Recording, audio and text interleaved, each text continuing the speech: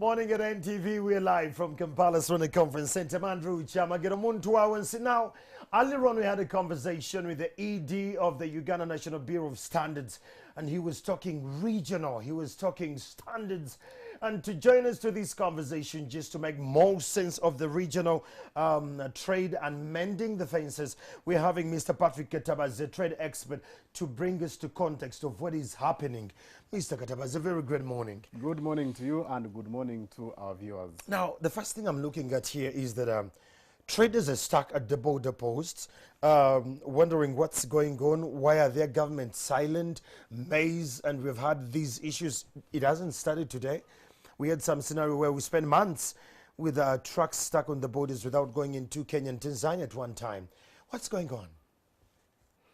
What is going on is something, in my view, that is disturbing. And it is something that, like you said, has been going on for quite some time. Yeah, it comes, it goes off, it comes. It actually doesn't go. It comes and stays. We had a ban on dairy products. Yes, I remember. You remember the milk that was going to Kenya. Yes. It has stayed like that. It has not gone. Government talked, it just relaxed over time. Yes, it just fizzled, the discussion fizzled, and the status quo has remained since then.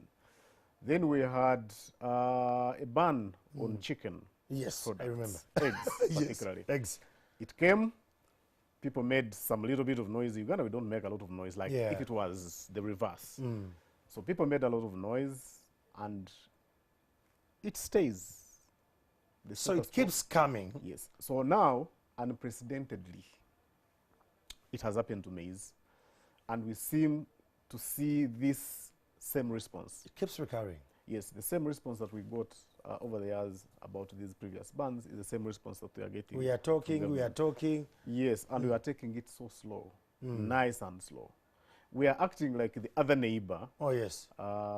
They talk about in the Bible, turning the other cheek. If they hit you on this cheek, please turn on the other one. So maize, dairy. I would be very anxious to see what Tanzania is going to do about this, because it has had a history of reciprocal interventions. If you what do you this, give it, what it gives you. then we do that. I think the same happens with Nigeria as well. Yes. So for us, we seem to be a little bit, maybe for obvious reasons, that perhaps we are landlocked. From the trade lenses, what does this mean? Because it's something that goes beyond the political divide. It goes into business on a greater scale. From your trade lenses, what is the uniqueness we are not seeing as Ugandans? Okay, number one is that this measure there's a consistent pattern, and we are not sure of what is going to happen next. But also, what is unique about this is that all these processes have bypassed procedures that are established under common market East African common market protocols, because they are supposed to be procedures that are taken. Some of these have been unilateral, but also, in my view, very spontaneous. Because, for example, if you want to ban a product, you raise concerns to the relevant authorities, an investigation is made, results are given, and then you make an informed decision. Then measures are taken. But you're waking up, an authority of the government waking up and says, you know, we are stopping importation of this, and that's all. In my view, it's very unprecedented. It is very intriguing. And because it is affecting one of our core exports, then it must be a case that should worry us. Every year, Uganda exports about 350,000 tons of maize to Kenya. Wow. Our contribution to the regional market is about 14%. That's a huge. We're talking about maize exports. And the country, of course, is getting a lot of money from these exports. In revenue alone, we estimate about 500 billion that comes from these particular exports. And if you look at our picture, our regional trade picture, we had made very significant gains in our trade balance in the recent past. Yes, in the recent past. It is actually, I think last year that our trade deficit for Kenya and Tanzania grew, but we still made very significant gains in our trade with the rest of the neighbors, by the way, including Rwanda. Even in the wake of when we have been in the tension, the lockdown between countries, we still made $80 million. Yeah, so now, so if you knock off, if you knock off the gains that we made under the previous bans, and you add on this one, it is certainly does not augur well with our international trade trajectory within the region. How best can we solve this, Patrick? Now, I think Uganda as a country, we need to be very aggressive. In demanding? Yes, in furthering our objectives under export promotion strategy. We're not simply telling people to produce for export, but we must take necessary steps to as ensure, a country. yes, to ensure that, for example, our products that are being exported outside Uganda are beyond suspicion. And that includes making very strategic investments in testing and licensing. In about 2015, there was a very intriguing case at the Ministry of Agriculture, where money, consistently for about 3 years prior to 2015, money for the purchase of a scanner for testing some of these agricultural exports was indicated as unfunded priority. It wasn't. It was always not in the budget. A scanner?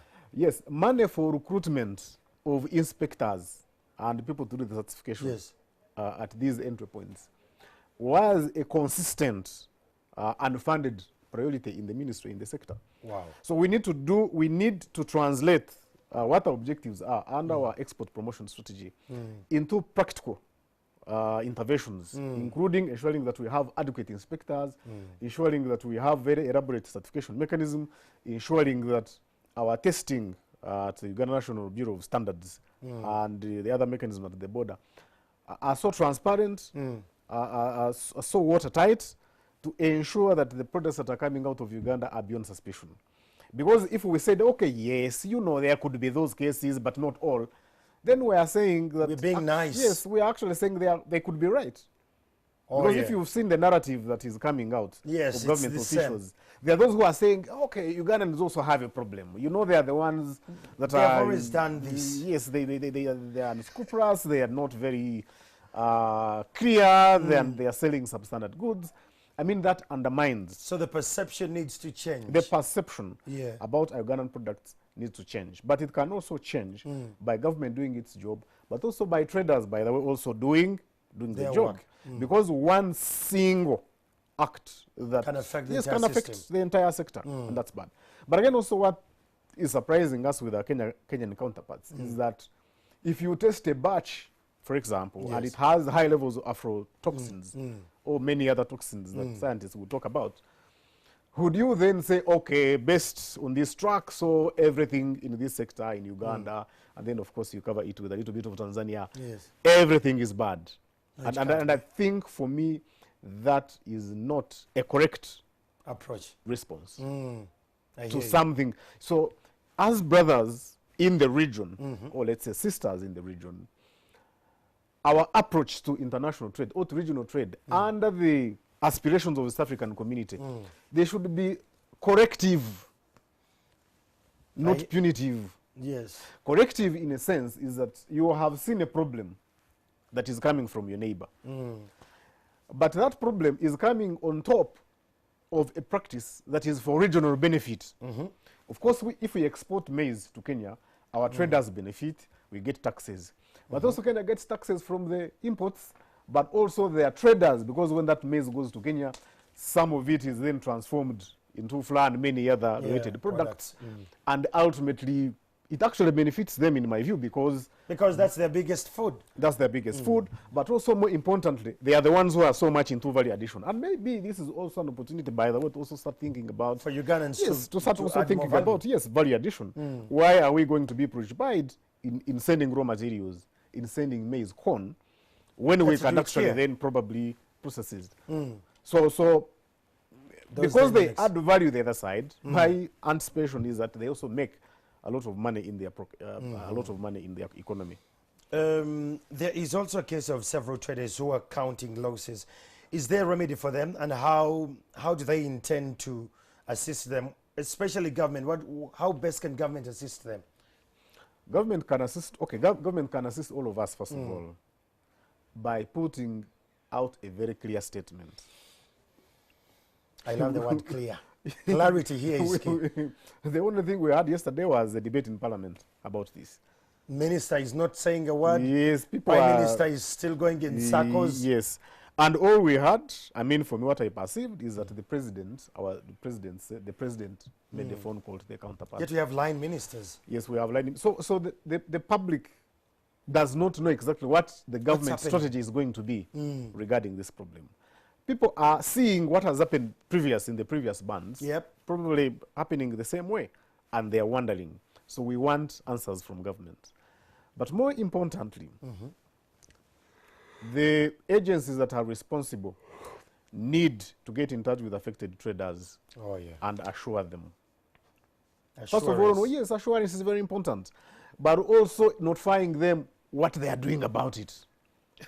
That's true. Yeah, it's very important what they're doing about it. Yes. And now a trader who has a silo for maize and who is eyeing the Kenyan market for today or tomorrow or probably next month should get information, practical information from relevant government authorities so that decisions can be made. Based on the information acquired. Yes, based on the information. If there is need for rechanneling, so be it. Yes, they probably focus on South Sudan or in other countries, or probably then transform it into animal feeds or perhaps add value to it. Instead of actually keeping these things in the store, hoping that these whispers that we are hearing from here, that they are going to materialize, and if probably does not, then you find that adversely, affecting the farm. So it is very important. And also more importantly, our leaders in the region, the president of Kenya is currently the chairman of the East African community. We have mechanisms in place. Why has the government of Uganda been silent about some of the things that are coming across? Why haven't we seen these processes taken through the East African region? Yes, dispute resolution mechanisms, so that we have a lasting solution. If we do not set a precedent now, we are headed for disaster. So now Tanzania is going to wake up, they do the same thing. Of course, Rwanda. What does this mean to the regional trade? Because it is something possibly today. We are talking about Uganda, and it's just maize today. And it started with eggs, then it went to dairy. Now it's maize. Before we know, it's going to spill over to labor as well. What does this mean to the regional protocols we have endorsed too? No, it still makes a point that perhaps our East African community is a club where political leaders meet, have a cup of tea, talk about they don't know what's going on. Interest. And so for us to have the East African community work, then some of these significant things like trade must be seen to work. Especially so the way disputes are happening and the way they are being handled. Yes, the way they are being handled. You remember when Magufuli became the president of Tanzania, there was a lot of issues around movement of labor. Yes, there were many. Very, very many issues that came. Yes. So we are seeing nationalism within the East, within East African community, country nationalism taking over the spirit. Yet we should be regional spirit. Yes, when we are saying, okay, we have had so many of the tribes, we have seen so many of the nationalisms, and then maybe this is the time to start thinking African. As a region. I can tell you, if this action was taken by Uganda against a Kenyan product, including a sweet, just like you would have seen a firestorm. You would have seen pronouncements. You would have everywhere. Kenyans would attack Ugandans on Twitter. I'm telling you. Now, yesterday we had the minister. There was a meeting that happened, by the way, and it went in the wee hours of the night. But the Minister of Trade, and that is Honorable Maria Chambade, she said she was not aware that our maize was banned at the border points. She said, I'm oblivious of what you're talking about. It's not happening. Let's take a look at what the Minister of Trade said about the maize issue. Right, Honorable Speaker and Honorable Members of Parliament. Social media was awash with an internal communication by Kenya banning the exportation of maize by Uganda and Tanzania to Kenya. We have hitherto not received any formal communication to that effect, as stipulated by international trade protocols that both Uganda and Kenya subscribe to, which require any country imposing such measures to inform her trading partners. KNBS normally informs UNBS if there is any irregularity or irregularity, but this time there was no communication of that kind. I want to assure you of government's resolve to get to the bottom of this matter. We will use all available options to resolve the matter and to address the issues that concern Uganda as well as those that concern Kenya, the EAC institutions such as the Council of Ministers, the EAC Court of Justice, and if possible reciprocal measures. That is the Minister of Trade, Mr. Katabazi. The Minister of Trade was equally taken, just like any other Ugandan, that Kasoliwa Muganyi, how? That's how it was. And the KBS didn't communicate to the UNBS here. And we're working in silos as a region. The broader picture to this on a regional scale, Mr. Katabazi, what does it mean? Will we achieve the regional peace we're talking about? Is the regional protocol and agenda just covering the political arenas but not covering the other aspects of business? Yes, so I sympathize with the minister, first of all, because yes, this decision was made by the Agriculture and Food Authority of Kenya and communicated. A different entity. Yes, a different entity that normally would do the same. Yes.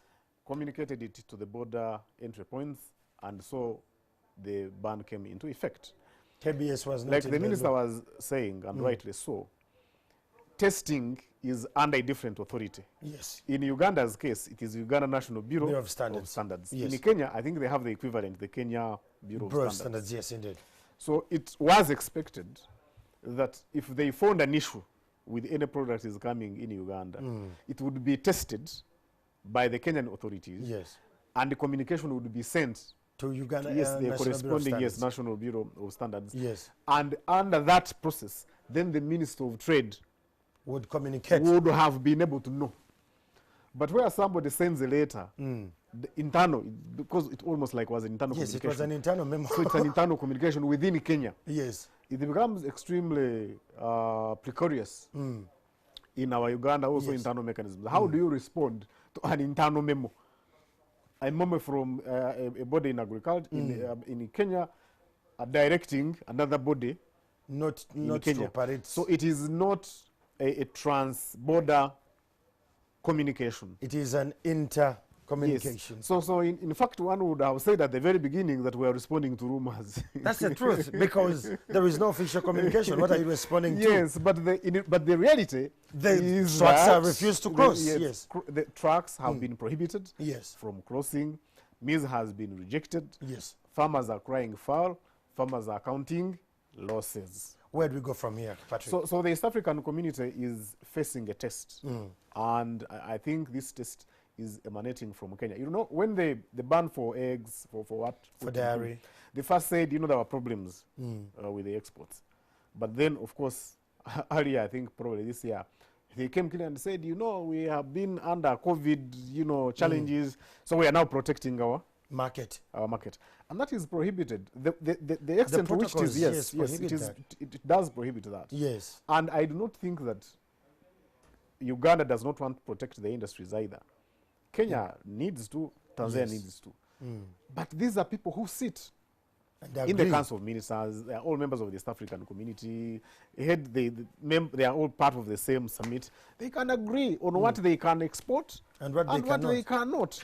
And that would be as simple as that. But wake up and do something that adversely affects people on the other side, but also internally in their countries, is something that I don't think the East African community should support. Do you believe there is some bit of intrigue on the other side? It could be something political? Yes, I have heard, and I think it must have been also mentioned in Parliament, that there is a bumper harvest. In Kenya? Yes, in Kenya. So they have more than enough. Yes, just like they were complaining about eggs. How can Kenya import eggs, just mere eggs that we can do internally here? so there's that. There's that. They think that there's a bumper harvest and such. One way of protecting their traders. Protecting their internal trade is by prohibiting exports of this nature. So I would like to see Tanzania and Uganda react to that, coming together and making a uniform response where possible. We find other alternatives. Yes, and we move. A unilateral response is appropriate, but if Tanzania can cooperate and we give a uniform response, I think that would be good. And I like the way Tanzania normally responds to some of these madness.